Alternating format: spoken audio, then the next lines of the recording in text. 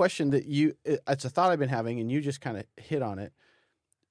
One of the things that the popular level dispensationalism does is there's a kernel of truth, but then the writers or the actors or whoever is embellishing it, and it ends up what it is gets lost, if you would.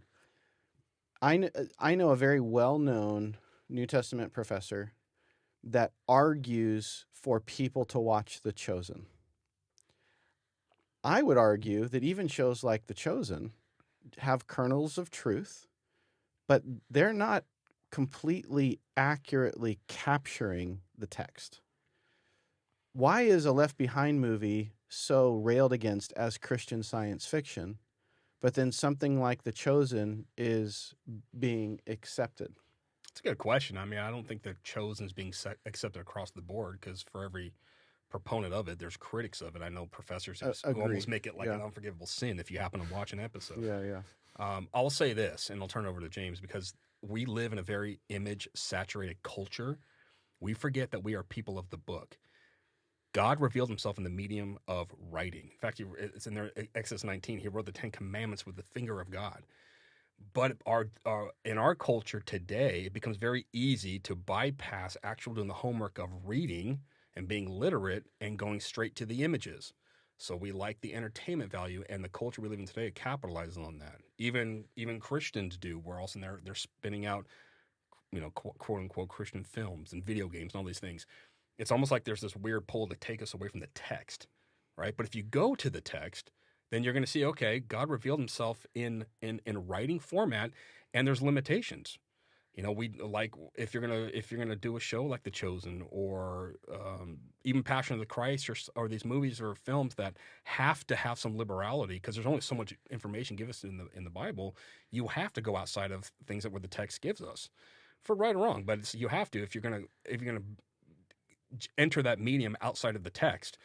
And the regular culture that we have, the populace that we have today in America, just eats that up. Because I see this pull of taking us away from actually doing the work of being diligent, reading scriptures, and sort of becoming satisfied, getting our theology elsewhere. Just maybe for a little context too, I appreciate that answer. I took a class from a well-known New Testament scholar who is a covenantalist, who was very clear that he believes dispensationalists is wrong, appealed to some of the Left Behind movies, but then a month later I saw him post on his social media how great The Chosen was and how everybody needs to watch it. So to me, I see a little bit of duplicity. James, you were cast in the Chosen. Yeah. Barabbas. Yeah. So covenantalists and dispensationalists are going to generally agree down the line on the life of Christ, which is what The Chosen is. That's the subject matter, the life of Christ.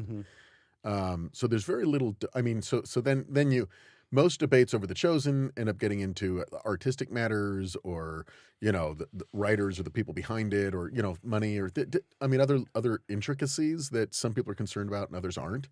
But in terms of what they're putting on the screen, if you can allow for a little bit of artistic license, the story of Christ meeting the woman at the well, there's not disputation over the life of Christ, of what we read in the Gospels.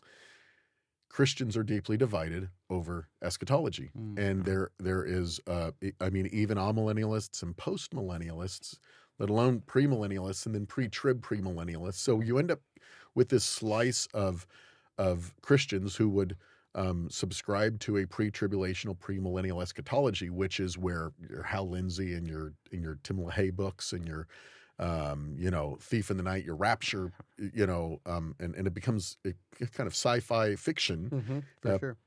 And then even dispensationalists are not all for that. So you end up, it's like intentionally you've got a very sliver audience. You have a slice of people. So you're making a great point. You're saying, hey, there's a difference between a movie on the life of Christ versus a movie that takes a theological perspective and then embellishes it quite a bit. Yeah.